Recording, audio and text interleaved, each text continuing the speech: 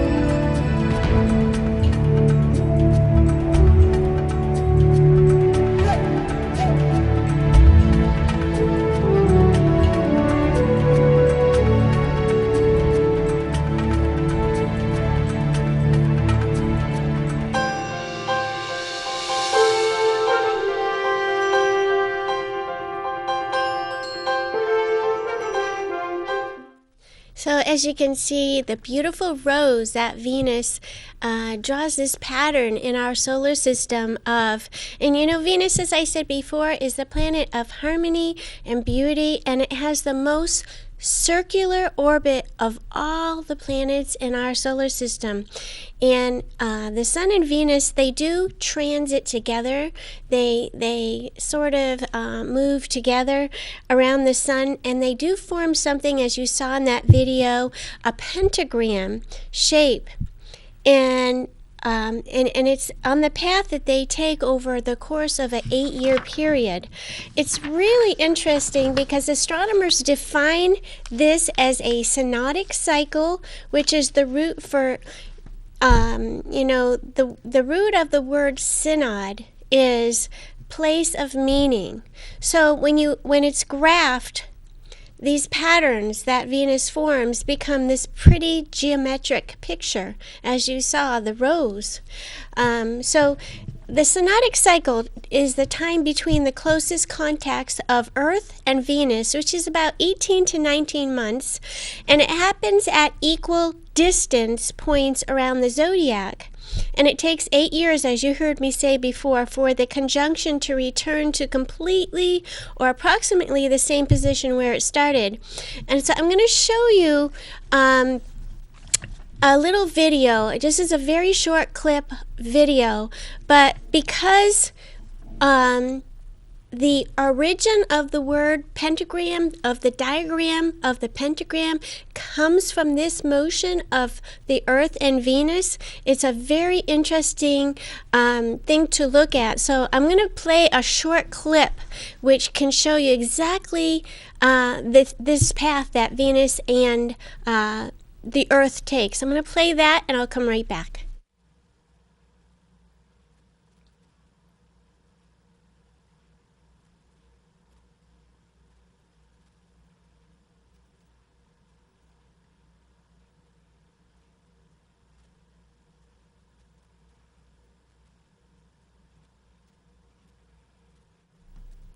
And you can see the green line was the path of the Earth, and the pink line was the path of Venus. And it does draw by its path that pentagram in our solar system. And that pentagram is a protective sign which is connected with the harmony of Venus. And the graph design and the pattern of Venus's movement in the sky does look just like a rose with the Earth at the center. Due to the retrograde periods, it makes loops in the sky. In the center of that flower, you saw some loops. And at each of the inferior conjunctions, when Venus is closest to the Earth, Venus has moved about 2/5 of a circle from the previous inferior conjunction. So over a period of 8 years, there are 5 such inferior conjunctions graphing on a circular diagram, and it creates this perfect pentagram. And that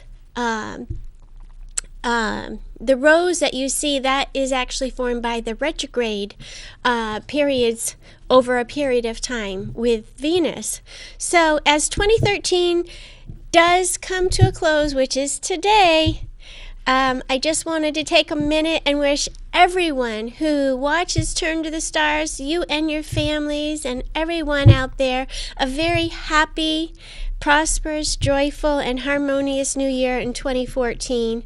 2014, if you add up the numbers, does equal out to 2 plus 1 plus 4 equals out to 7. And 7 is the number of relationships. In astrology, the ruler of the 7th house, which is a particular part of the astrological chart, which is connected with relationships, relating with, balancing out the seesaws of the the different of the two sides of relationships. And so 2014 is coming in with a bang, as there is this powerful new moon in Capricorn on January 1st, tomorrow, early tomorrow morning. And to have a new moon fall on the Gregorian calendar first day, which this hasn't happened in 19 years. So it is, and that's actually the cycle of an eclipse, 19 years. So it is a marker. And if you're asking, if you're wondering, for those who don't know, the Gregorian calendar is the calendar that we follow, and it was established simply for commerce and for paying our bills. However, the Mayan calendar, which is called the Hab, and the sacred calendar, the Tzolk'in, helps us to recognize the seasons of the year, because it recognizes the solstices and the equinoxes and the natural flow of life here on Earth. And I actually have a chart of this new moon that I want to show you on the screen. And there it is. That's with the red arrow pointing down at the sun and the moon, and you see the planet, the symbol for the planet Pluto there, and Mercury is right there. So we have a whole cluster of planetary energy all in Capricorn, and this new moon actually, as you can see on this chart, occurs at exactly tomorrow morning, early tomorrow morning, about 5:04 5:04 a.m. EST, Eastern Standard Time. And it does illustrate the importance of cultivating integrity, balance, and collaboration, especially, as you heard me say before, in the realm of relationships. As you heard me talk about the number 7, which is what the numbers add up to of 2, 0, 1, and 4 together. And the thing that astrology reminds us of, though, tells us that this is an important time around relationships. This is going to be an important year around relationships, especially on this new moon, balancing both sides of the seesaw attached to relating and teaching us how we can actively communicate, learn, and relate to each other more peacefully. So as the new year begins and throughout the year, the energy of these planets and their interaction tells us that we need to use caution in relating and choose wisely. Think about the other, how that would feel to them. You know, you're seeing in that new moon chart a cross, and that's a cardinal cross, and that really does speak strongly about the mirrors or the reflections of others in our lives, about our family members and the relationships with them.